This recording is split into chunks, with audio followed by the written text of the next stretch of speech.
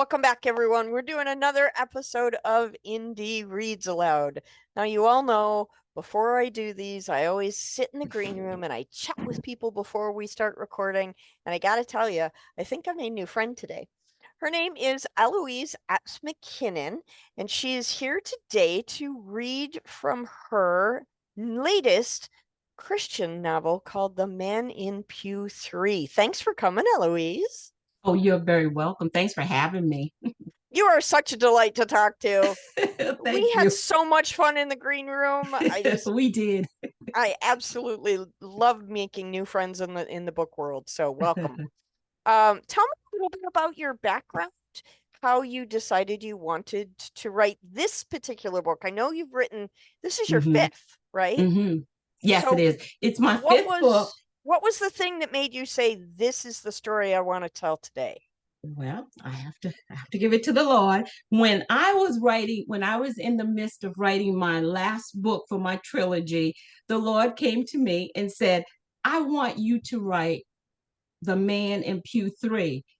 And the only thing he said to me was, he's like Saul and like David. I'm like, okay, Lord, can you give me a little bit more information? But that's all. That was it. And so it took me maybe about 2 years to write this book, or a little bit more, because to me, they're at different ends of the spectrum of the Bible. So I had to find that medium to draw them in and bring them into one person at one point. So to bring that character about, it took me a lot of research. And that's how this book came about. The Lord asked me to write it. And I started visiting several churches, trying to find out all the ins and outs that was going on in the churches, so I could be politically correct in writing this book. So yeah, Okay. that's Would you say that this book is I don't want to use the word targeted because that sounds violent, yes. but is this book intended for any particular religious denomination, or do you think that it has more of a universal appeal? I think it has more of a universal appeal. I didn't write it targeting any specific religious organization, anything like that. I just wrote it according to specifications that was provided to me, and things that you pick up going along the way. And also, I've had a lot of friends suffering grief from death in the families, Hmm. and I know it was very difficult for me when my mom passed away. So that's why I start my book off with grief, so I can spin it around, because I tell the story of what helped me when I was grieving with my mom, what really helped me to get my focus back and to be myself again, So, Sure. and I write that in the book. So hoping it'll And help that in it someone else. Sure, and that in itself is a journey, right? hmm I wrote a children's book that helps little people understand grief.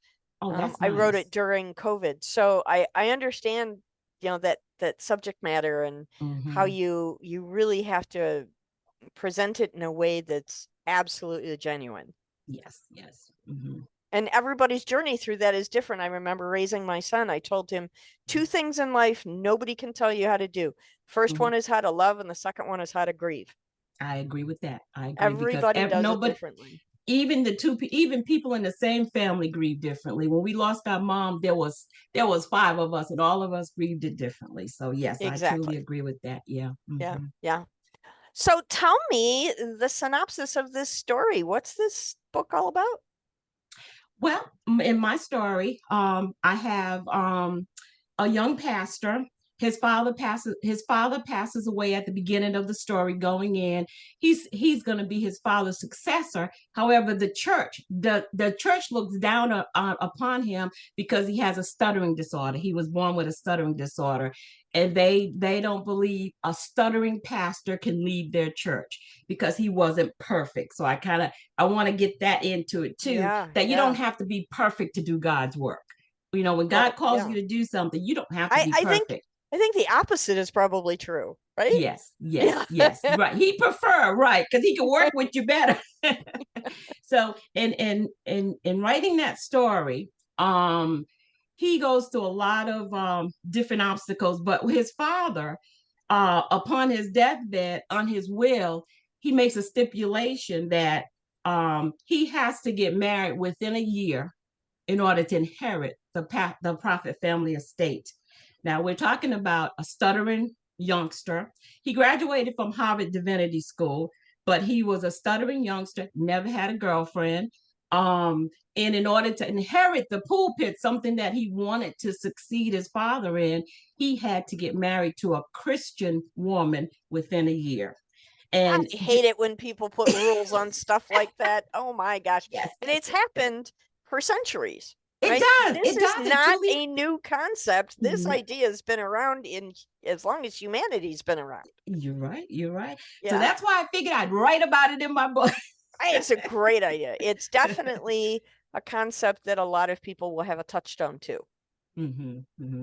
And then I put the backdrop in North Carolina, which where I live, and I put the backdrop there, and I put in familiar things that people would relate to, like Oh, the that's fun. Bulls Durham Stadium and stuff like that. And I put the church right downtown in that vicinity. Not that it's actually there, but I put it there so people can relate to it.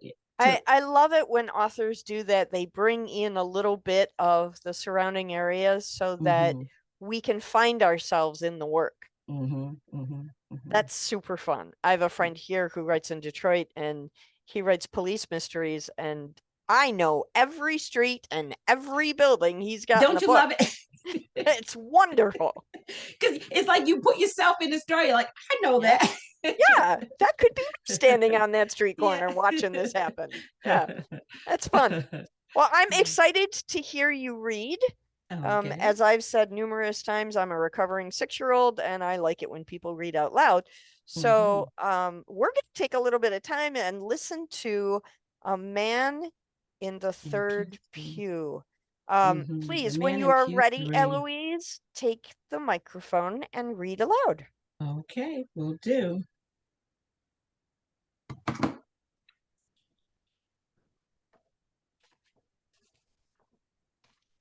The Man in Pew 3 by Eloise MacKinnon. I decided to begin at the first chapter because it really sets the basis for the story. One of the Lord's faithful servants, Pastor Elijah Abraham Prophet, has fallen. God picks a beautiful and radiant flower to adorn his garden. Grace Divine Church's pastor of 60 years and the dad of Ezekiel, Zeke, Jeremiah Prophet. As the prickly pain of death hovers about Zeke, he is left to his dad's funeral service. He recalls his dad's words from a year ago. His dad desires in home calling hours and a homegoing service at Grace Divine Church whenever he passes. The pastor also spoke of being buried in the Prophet family cemetery beside the beautifully manicured lavender and rose garden in the church's backyard near the sunlit duck pond. In the interim, his casket will reside in his favorite area at the Prophet family estate's living room for a week. In the heart of Oppius, 7 inches from the walls of the woven beige linen wallpaper backdrop in the core of an oversized multi-pane picture window on the sunlit south side of the estate. Zeke wasn't wise or old enough to grasp the painful heart of death, nor why his dad would tell him details of such a gruesome subject. But today he understands his dad desires 1 week with the folks he loves so much while basking in the arms of God in the sunlight, a place where he has shared a long time with God for the past 50 years. Zeke stands in his dad's sunlit, hoping to meet the love of God's present like him. He doesn't sense the tender grasp of God's arms holding him close on the morning of Wednesday, May 31st, 2018. Zeke feels empty and alone.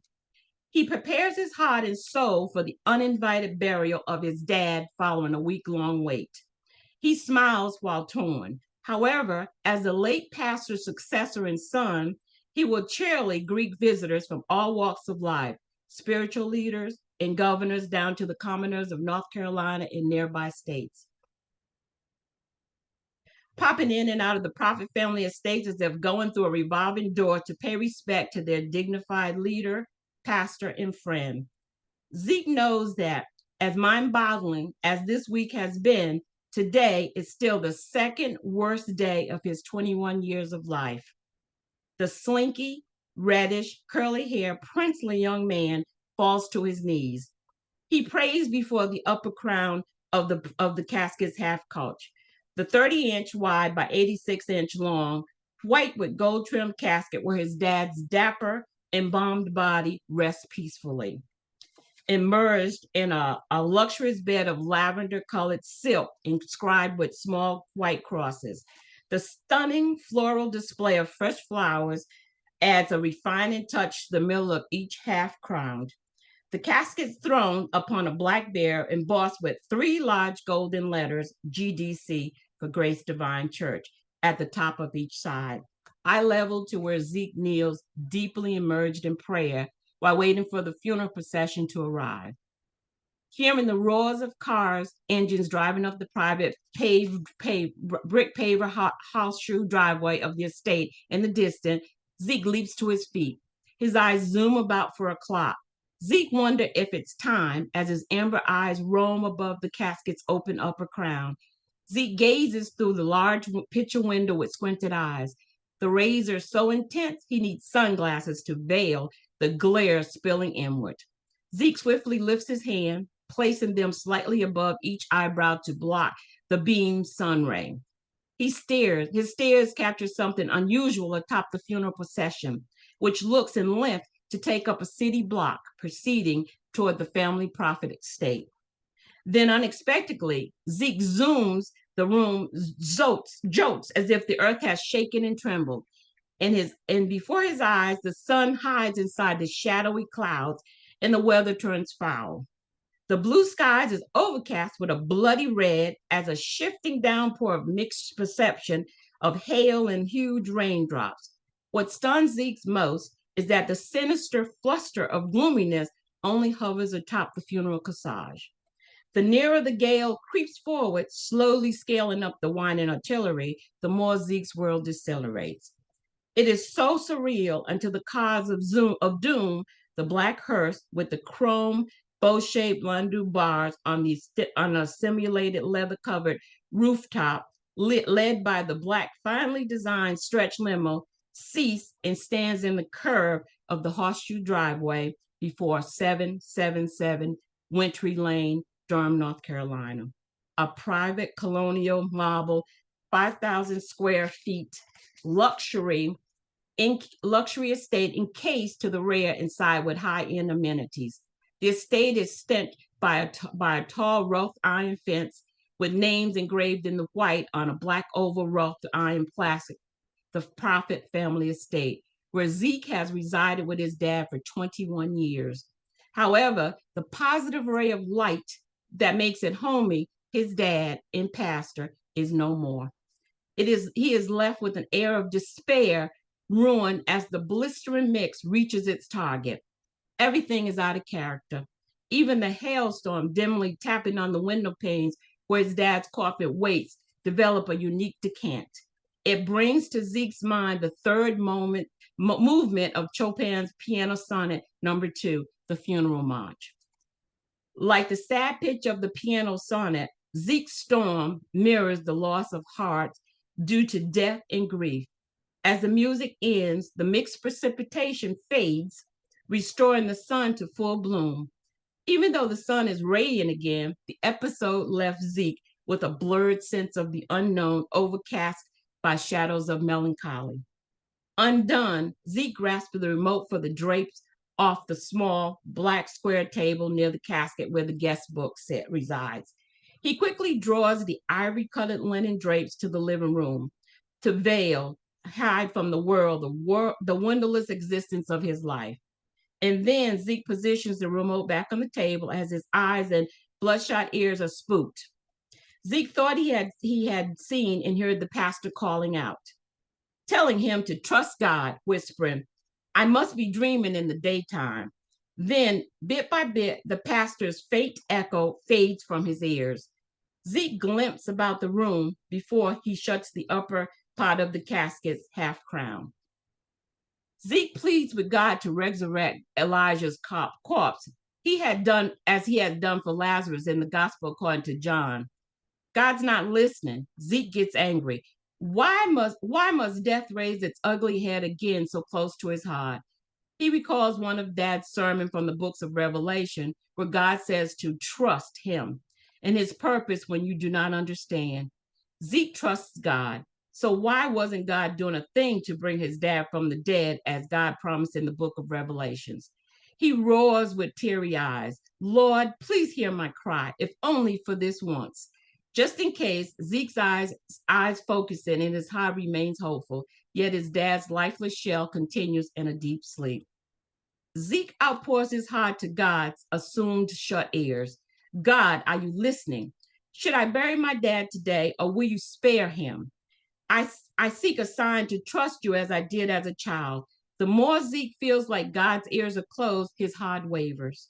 He considers God has no time to take action since the homegoing service is at 11 a.m. Zeke's skeptical eyes dot about the living room to check for a working clock, thinking, time seems to have stood still for me since my dad's demise.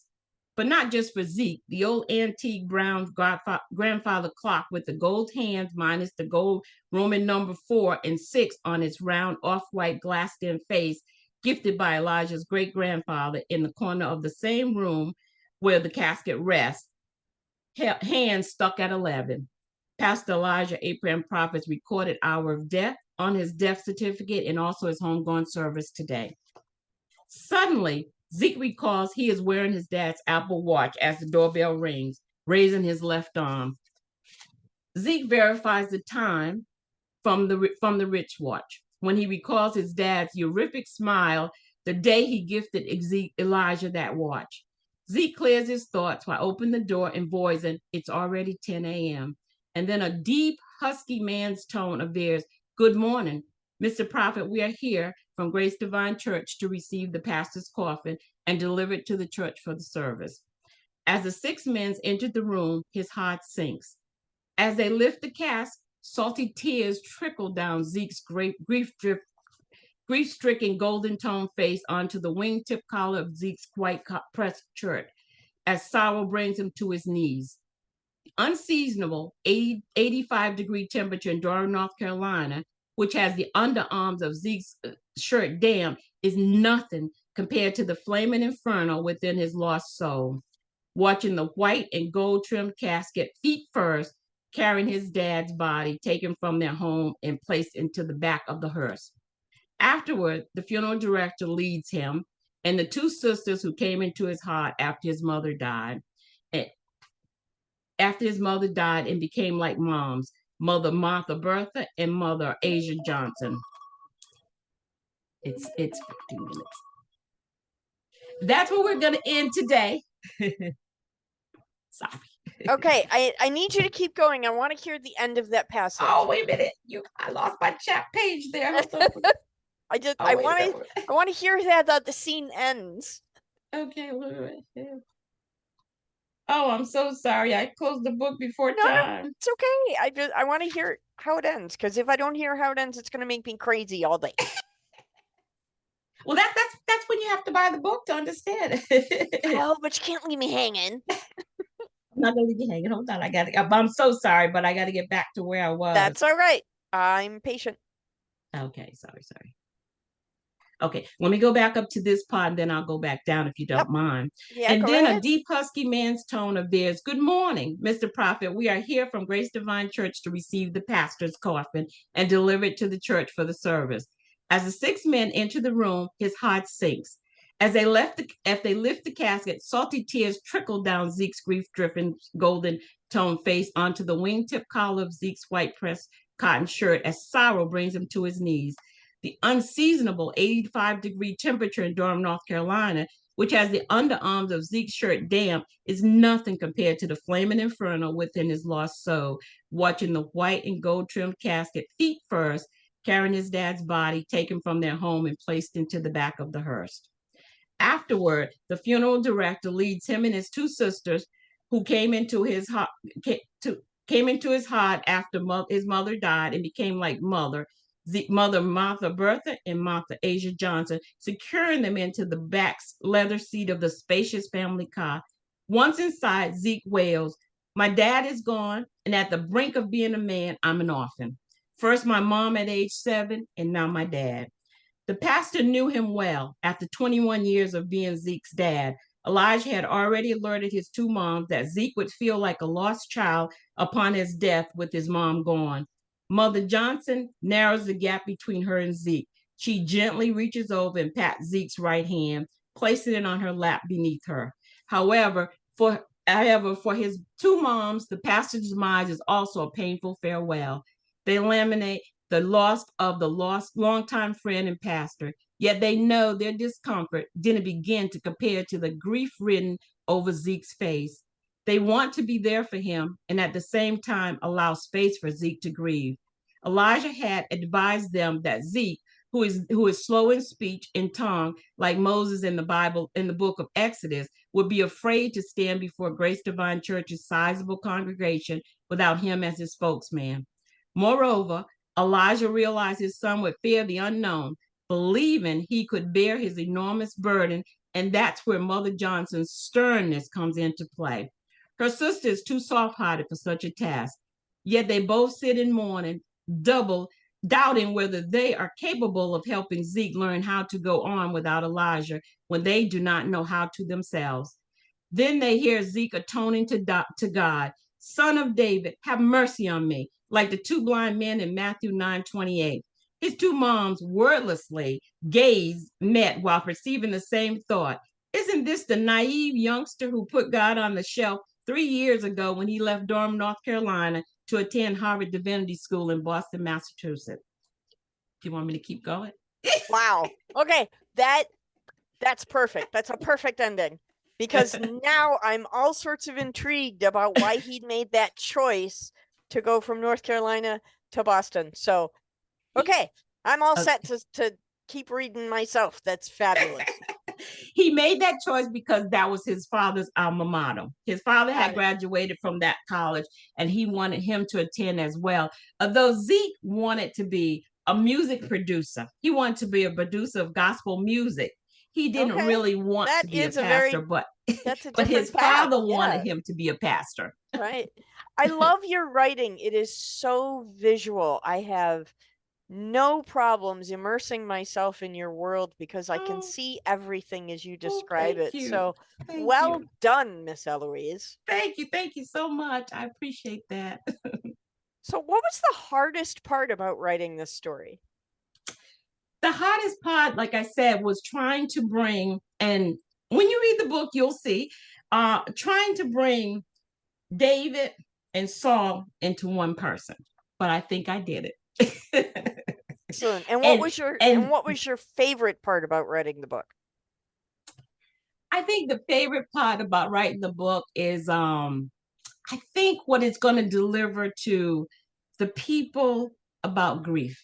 I think because I write a part in there where when my mom passed away, I had such a difficult time handling that grief when she passed away. And, like all of us grieving together, it was hard for us to help each other, actually. But one Mother's Day, that first Mother's Day when she passed away, I went to church. I don't even know how I got home from church. That's the truth. I was crying so much, but when I got home, and I write this in the book, but I put it in Zeke's context. When I got home, I just stripped to nothing because I just wanted to be bare. I didn't want to have any, shut the TV off, the lights, everything. Yeah. And I laid on the bed and God put me into a deep sleep. And he let me see my mother in heaven. She was up on a heavenly choir way up and I was down below in a pew. And my mother had a beautiful smile. She had the most radiant smile on her face and she was singing and she was hanging over the pew.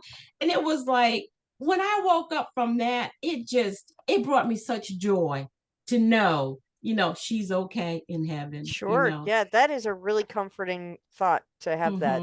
That is tremendous. I'm so glad you came on the program. I am too. Thank you. I'm so happy to have met you. Thank you so much for coming on. And you have more books, so you can come back and read to me some more next time, right? Oh, I'd love to. Just invite me. I would love to come back. You have that would be spectacular. Okay. Thank you for your time today, Miss Eloise. Oh, you are very welcome. Thank you, and thank you to all your listeners as well. Thank you.